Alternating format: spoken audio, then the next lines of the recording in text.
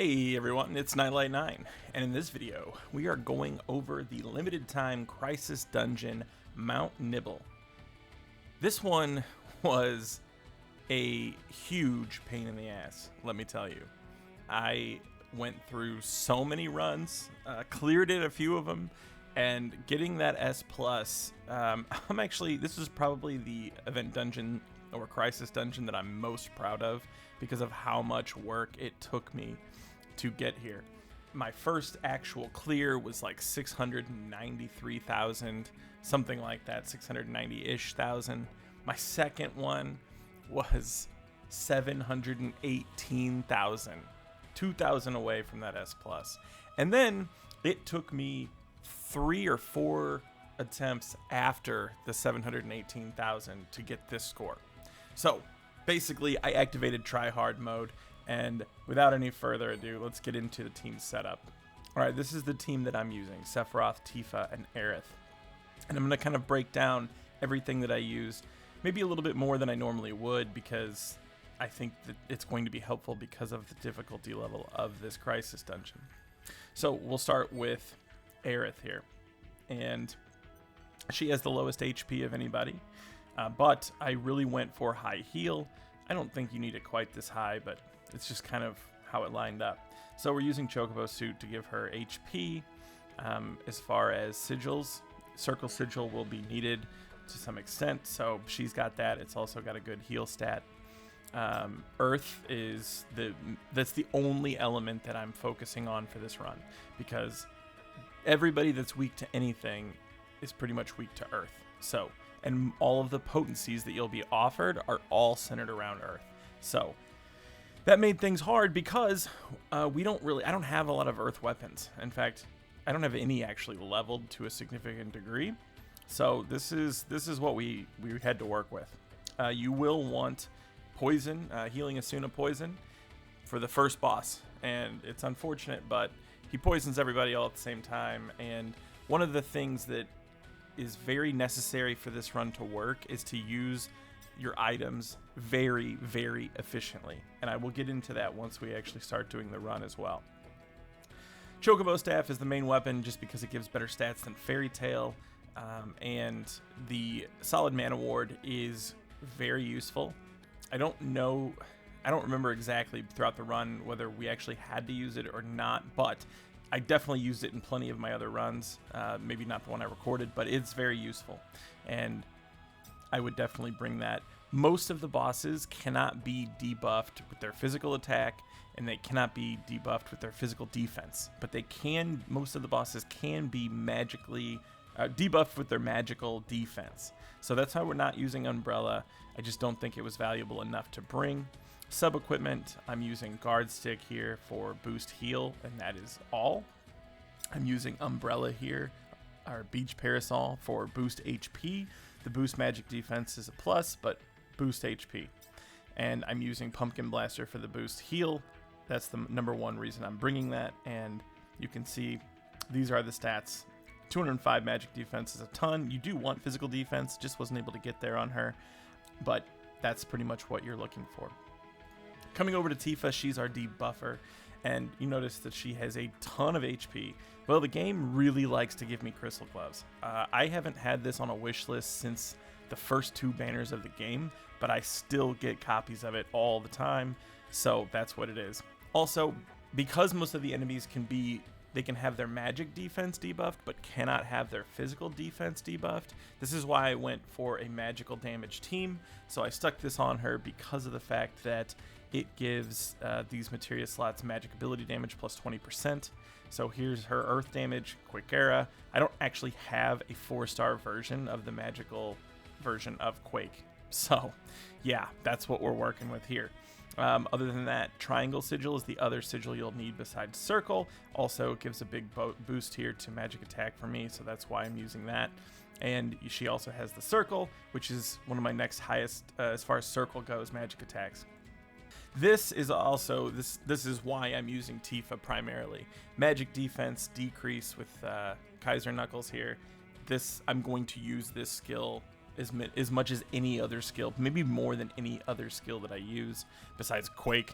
And we're also using, obviously, Somersault to do the same thing, because that's just the strategy that I went with. Sub-equipment, Torn Wing here is just for stats, but also physical defense, because that is going to come into play.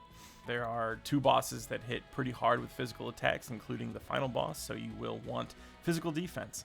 This weapon here, I just think it's good, and I needed stats. I'm trying to get her magical attack as high as possible, while also, doing some HP. So she already had plenty of HP, so I was just trying to give her as much magic attack as I could, while also focusing a little bit on physical defense. And my other big physical defense weapon, Left Go Kipseli, that's going to be right here on Sephiroth. I like to split those up just because that way, they both have some physical defense. Again, choosing not to use a summon. I don't have any summons that, are strong with Earth because they haven't released one yet. So we're just not going to use summons. Edged Wings, this is just for magic attack because he is my main damage dealer here. And I went with Shinra Blade Model 1 to do the Shock Blast. I don't think he actually ended up really casting that very much. So at the end of the day, I don't know, that it was an idea, but I don't think it actually really mattered. X Sigil Break and magic attack stat for this. Triangle Sigil Break, which is my best triangle rune, and my highest magic attack buff stat. And then Earth, and obviously it's a magical version of it because he's a magical attacker. The stats aren't very great. It's not even level 4, so it's what we had to work with, or what I had to work with. But you'll notice here, I think 2.7k is respectable. 6,300 health is probably about average. 115 physical defense is not great, but it's what we got. This weapon here, just 4 stats, that's it. HP and attack. And this one here was mostly for HP. So that is how I put together the units. And now I will show you this very, very frustrating run. All right, here we go. So the first boss that we're going to face is the dragon. This is the one that does all the poison. And I'm going to do the same thing in almost every fight, which is get on Tifa and debuff magic defense. That is going to be a key because we're going to try to beat everybody as fast as possible. Next, I get on Aerith, and other than one quick era, I'm just letting her ATB build because I want to be able to de-poison everybody as fast as possible. In fact, you could get away with just not using the Quake Era at all so that you can almost instantly take off the poison. However, you do want to make sure that you're doing a good amount of damage to him, and we'll get there in a bit. Other than that, try to switch stances whenever he does his big hits. Sometimes he doesn't telegraph him, sometimes he does, but ultimately, the goal in this fight is to take the least amount of overall HP threshold down as possible. And what I mean by that is those little red percentages on our HP bar, from getting hit by the boss, we want those to be, I don't want them to go below 20% if at all possible. And one of the most important ways of dealing with that is avoiding his next big AoE attack. So the sigil phase comes. I've sped this up because it's kind of boring. I'm trying to switch stances, but a lot of times his attacks, they're pretty quick when they happen, and he does a lot of little feint things. So ultimately I miss almost every stance switch during this, and that's okay. You're going to use the limit breaks on this guy in order to get him down before he does the big AoE move. And the reason is, right now you can see everybody is at or about, a little bit less than 20% of their HP threshold down. Once he starts this aggravated, though, if he gets the dragon dive off, it's going to take everybody down to 30 to 40% of their HP threshold. We don't want that. And the primary reason we don't is because we want to use as little items as possible, especially if you're as close as I was with 2,000 points away. Now there, I took the healing potency plus 40% or plus 30%, I don't remember what it was, but the other two options were lightning resist and fire resist 40%, and those are actually useful against Zatant Rattel and Mole Crawler. They do Blazing Ray and Prismatic Ray. One does one does the other. And one is fire, one is lightning. So if you're having trouble with them, definitely take one of those. There, That was an add-on fight, and I can tell you it took like 3 minutes, but it is a good time to get your limit breaks up and all of that kind of stuff. So take advantage of that, but gosh, it's a chore. Okay, next we're going to be fighting the brothers, the twins. I don't know. I don't even know how to pronounce the beginning of their names. But we're going to target the right one first, Lynn. And pretty much just kind of let go with as much as we can. Somersault doesn't really matter as far as debuff goes because they can't be debuffed. But it's there just for the extra 10% bonus damage to Astral Gate. So we go ahead and use all that just to get this guy down because we want to kill him off as fast as possible. Twin Tomahawk starts. Make sure your people are healed up because this does slap. I mean, it does quite a bit of damage. So make sure you switch your stance. This is why we're saving Healing Wind, because that is what we're going to do as soon as this is over. Just one of the fastest ways to not only get through that, but then also allow Aerith to start doing damage. Although she doesn't do a ton, it still helps, and we just want to get this guy killed as quickly as we possibly can. So just start jamming all your Quakes, whatever else. I think Sephiroth still wants to do Aerial Frostblade just because it's so strong for him. So he'll just constantly do that, and we'll just jam our Quakes. Once he goes down, this fight's pretty easy. All I would note is that he does buff his physical attack here, and you want to just switch stances as much as possible. This Earth Splitter here is a single target attack, and it does do quite a bit of damage. In my multitude of runs, though, they almost never target Aerith, which is pretty nice because her HP is not good. Right after this, though, he goes into a Sigil Break, and that is where you have a lot of time here to just start pouring on the damage. You should be able to kill him, hopefully, before that comes down. He does telegraph these hack moves. That's why I switched stances. He's going to do it again. I use Tifa's Limit here just to interrupt that. Again, just trying to save my HP threshold as much as I possibly can. But I would say these guys, at the end of the day, they aren't really that hard. It's the coming up fights that start to get harder and harder, and a lot of it's because HP threshold. 60,000 points there, pretty good. We're almost at a 60,000 average, and we will be very happy with that. So, moving right along, next thing here, we get our buff. We're going to take Earth Potency at the expense of Magic defense, and the reason is I want as much Earth Potency as I can possibly get. The faster we kill things, the less overall damage we take, and the higher the score that we get. So we're going for plus 30%. Here, I am going to use supplements on Tifa and Sephiroth. I just need to make sure they'll survive if they get targeted by his big Ray move. If Aerith does, because it's magic based, I'm not too worried about it because she has the highest magic defense. So we're going to do the same thing. Debuff his magic defense, then start doing as much damage as you can. I would try to switch stances when he does his little burst shots and stuff. You'll probably miss some of them because they kind of happen a little bit frequently.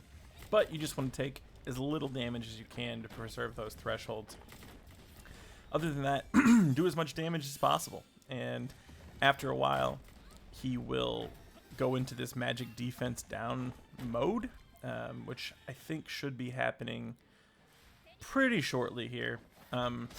Just use the limits liberally. You're just trying to basically DPS him as fast as possible. His damage comes in such short little amounts, or such small little amounts, that it doesn't really matter. It's pretty easy to keep everybody kind of topped up until he does his Ray. When he does the Ray, here's the magic defense, by the way, I was talking about. And if you've been doing what I've been doing, you'll notice Sephiroth is hitting him for like 20,000. Even Aerith during this period is hitting for like 9,600 with her Quakes. So this is why you can get him down pretty fast. And ultimately, we're trying to avoid even having to worry about this Ray right after Tear Gas Bomb. This takes down your magic defense. Then he's going to queue up the, I believe it's Blazing Ray on this one, yes. And this is fire-based. So if you took the fire resist, then that would help here. But again, you should be able to just DPS him down as long as you focus hard enough, and you don't even have to worry about it. Plus, you'll get a little bit better of a score. Here we got 56,000. I'm just fine with that. So now we get another buff. Here, we're just going to take the Earth Potency plus 15% because physical defense will play a big role against the final boss. It's the twins all over again, and so we want to have physical defense to survive that. Come over here, pick up this box, and get ready for round 2 of the most annoying add-on fights that ever existed. I fast-forwarded through them, but I can tell you it took me 4 minutes to beat them. It is a good time to build your limit up, though. Come down here, get this box. Also pay attention, there is another box directly above this one. If you go up and then around to the right, I didn't show it, but it's a blue box, so go pick that up if it's your first run. Then we're coming up here to the Zetant Ratel. I don't know how you pronounce that. I think it's French. Anyway, use the cottage. This way we're up full, and that'll be the last healing item that we use. Now this fight, I've fast-forwarded quite a bit because it's a clone of the boss we just faced, only he does Prismatic Ray instead of Blazing Ray, which is lightning damage instead of fire. And he will buff his magic attack, so he hits harder. So I guess if you were going to have trouble and not pick Healing Potency as your first buff, I would probably take the lightning defense 40%. I think that would probably be the most helpful for people if you didn't want to take healing.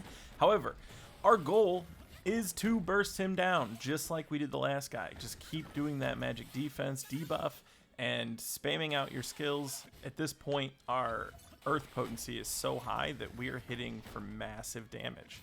So, he does the same, it's the same rotation. He shoots you with some burst shots, eventually he gets his own magic defense down, then he goes into a sigil, and then after the sigil break phase, he will go into the Prismatic Ray, but I think you should have enough time to DPS him down before he ever gets it off. If you don't, this is where Solid Mana Ward would come into play. Just buff up the person that he's going to target twice if you need to. You should be able to survive, but the one thing is it will still take down a lot of your HP threshold, which we are trying to preserve for the last boss so that we don't have to use any more healing type items. Here, he's started it up. I have plenty of time to kill him. If I didn't, I'd probably use a limit break to finish him off if that's what it took. So, with that fight down, we're going to see the score here. 56,000. That'll be just fine. We are averaging just below 60,000 on most of these, and we're going to take Earth Potency plus 15% for the last time. Now that we've beat him, go up and around to the left. We'll be at the final boss. Quaked Cocktail is used on Sephiroth to give him even more Earth Potency. If you're following along, we've used 1 cottage, 2 supplements, and an Earth Cocktail. So 4 items in total, and we will be ready to take on the twins yet again. Pretty similar to the last time. Just make sure if you don't have full HP like I do right now, then make sure you cast Kiraga on Aerith before they do the Twin Tomahawk move. I have actually lost a run because I let Aerith die. So don't do that. Just make sure your people have enough HP to take, I would say make sure they can take like 4k damage and you should be good. I guess this one's not Twin Tomahawk, it's Cross Strike, but you get the point. So from here, we're just going to get as much DPS as we can in. We can't debuff them, so this is where I guess just having that Earth Potency is really, really helping us out. You can see here, Aerith almost died, actually. She only had 610 HP left. So maybe I'd take that back and say it needs to be more than 4,000 because she had more HP than that, but because of the threshold going down as well, it ended up being quite a bit of damage. But we survived it, and then they have this like defense down debuff. So I don't know. We're doing mostly magic damage, so it doesn't really help that much. But get him through, and then you can just focus on doing the sigils on the other one. Here, I am using the somersault mostly to cancel animations because he does this bash, and I don't know. I was just kind of getting cheeky with it. I think at this point, I'm fairly confident that I cannot lose, but still want to keep the basics, I don't want to make any big mistakes because I've run this so many times, and every single one of these runs I think ended up taking me like 25 minutes because remember, I've cut out 7 minutes worth of add-on fights for this.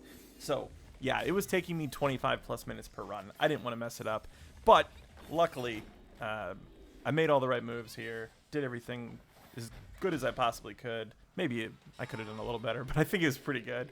And so that is the final boss.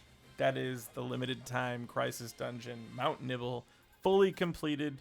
Almost 55,000 on the last boss.